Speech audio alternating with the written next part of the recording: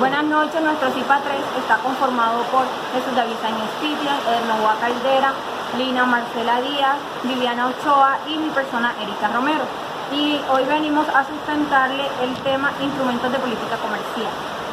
La economía internacional es la rama de la economía dedicada al estudio de la economía entre países, lo que es básicamente llamado macroeconomía. Este estudio abarca cuestiones comerciales, turísticas, financieras, entre otras. A nivel internacional, realiza estudios sobre las políticas monetarias de los diferentes países, así como las políticas comerciales y los mercados internacionales. Por otro lado, la economía internacional es una de las ramas de la ciencia llamada economía. Hace referencia al estudio puramente dicho del comercio. En ella podemos ver las transformaciones que realiza un país con el resto del mundo. Estas anteriormente pueden ser de la siguiente manera: comerciales, financieras, tecnológicas y turísticas. Así también trata aspectos monetarios a nivel mundial. La teoría de la política comercial, los mercados. Te voy a parar ahí. La economía internacional es una de las ramas de la ciencia llamada economía. Hace referencia al estudio puramente dicho del comercio. En ella podemos ver las transformaciones que realiza un país del resto del mundo. Estas anteriormente pueden ser de la siguiente manera: comerciales, financieras, tecnológicas y turísticas. Así también trata aspectos monetarios a nivel mundial. La teoría de la política comercial, los mercados cambiarios, los ajustes de balanza de pago. La presente investigación se hace para los estudios.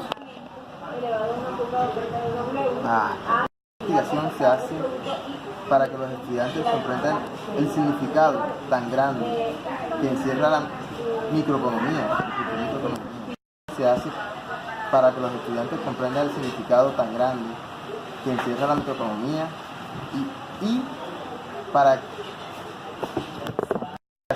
se hace para que los estudiantes comprendan el significado tan grande que encierra la microeconomía y para que aprendamos a reconocer en el día a día de las personas de todos los actos de una. En nuestro trabajo de investigación tenemos que debemos conocer la importancia que tiene la economía internacional para un país, la importancia que tiene, por supuesto, como para nosotros administradores en salud, conocer muchos los términos que son utilizados en los instrumentos de política comercial, pero sobre todo el papel significativo en nuestro trabajo, cómo utilizarlo y cómo nos afecta y cómo nos beneficia en las empresas de salud. Como objetivo específico debemos investigar cuáles son esos conceptos que se relacionan con con los instrumentos de política comercial. Debemos distinguir las teorías que van involucradas en esta área y por consiguiente también identificar los diferentes instrumentos que van o que contribuyen a la formación de la política comercial. Para ello debemos preguntarnos qué son los instrumentos de política comercial. Bueno, como política comercial se refiere a las medidas que aplican los gobiernos para regular los flujos comerciales con el resto del mundo y además determinar el grado de contacto entre los productores y los consumidores tanto nacionales como los precios mundiales. En la medida que estos instrumentos se van relacionando con los temas de aranceles en un país, encontramos también las cuotas de subsidios que afectan tanto a los precios como a las cantidades producidas. A modo de ejemplo, un ejemplo muy similar, tenemos el que se le aplica el arancel a los productos industriales. Estamos ante una política comercial o ante una política industrial. Numerosas políticas sectoriales recurren a los instrumentos de política comercial, por lo que son importantes comprender sus consecuencias.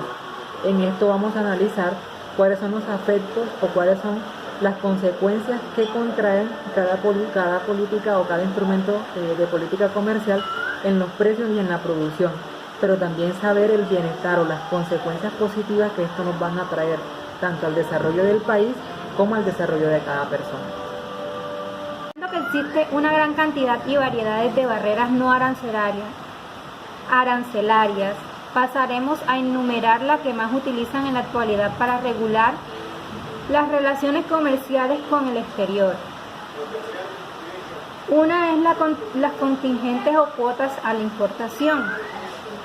Otra de ellas es las restricciones voluntarias a la exportación la concesión automática de licencias, medidas monetarias y financieras, las medidas monopolísticas, requisitos de contenido nacional y barreras administrativas.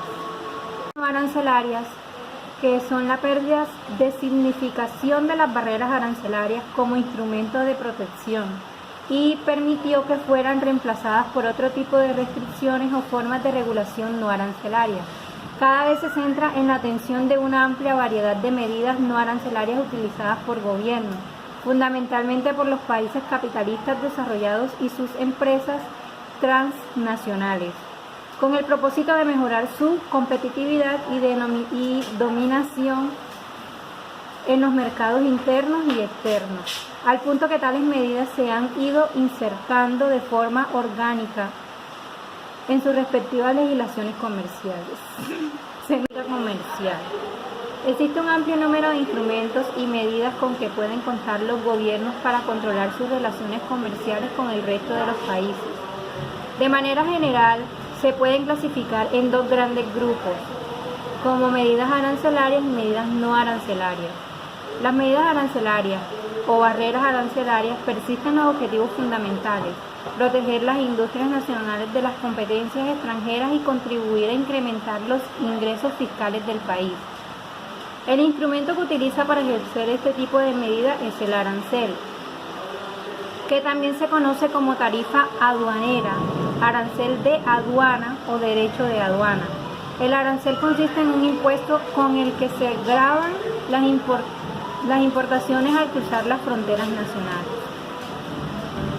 Los aranceles, a su vez, reciben varias clasificaciones en correspondencia con el método que se utiliza para expresarlos, y estos pueden ser aranceles específicos, los aranceles ad valorem, los aranceles compuestos y los aranceles mixtos. Para comercial se dividen en reducir el comercio y aumentar el comercio. Los de reducir el comercio tienen dos divisiones, que es el precio y la cantidad. El precio serían los aranceles y la cantidad sería la cuota de restricción voluntaria de exportar. Los aranceles, un arancel es un impuesto de importación. Los aranceles se dividen en dos. El primero sería los aranceles específicos, que se imponen como un cargo fijo para cada unidad de bien importada, y los aranceles de valores, que se imponen como una tarifa proporcional al valor de un bien importado. En cuanto a los aranceles, es importante comprender quién pierde y quién gana. Los consumidores piden porque deben pagar más ciertas cantidades de importación.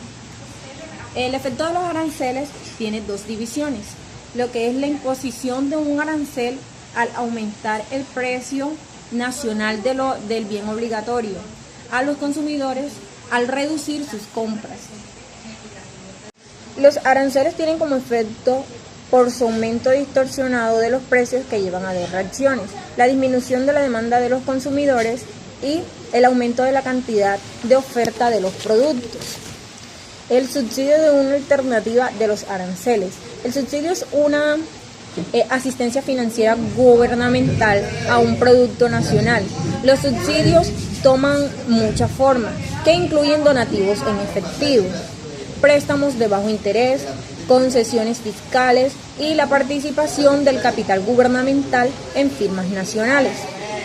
Las principales ganancias de los subsidios corresponden a los productos nacionales, cuya competitividad internacional se ve incrementada como resultado. También se manejan unas cuotas a la importación y restricciones voluntarias a la exportación.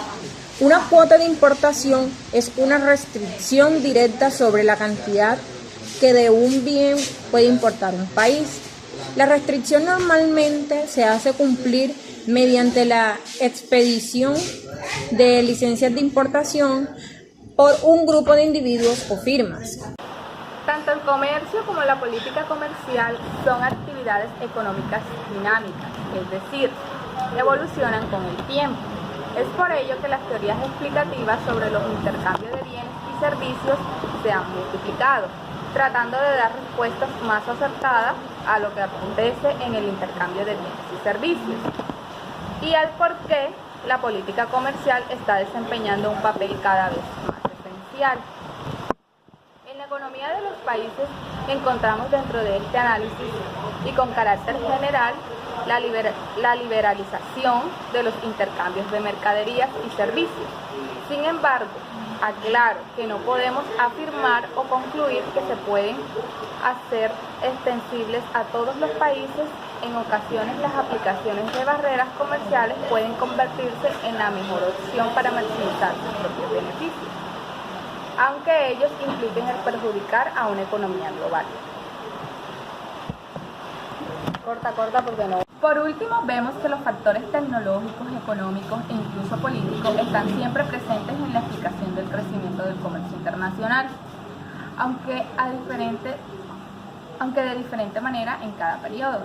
En particular, la política comercial ha tenido diferentes alternativas, bilateralismo, multilateralismo, que a menudo se han considerado contrapuestas.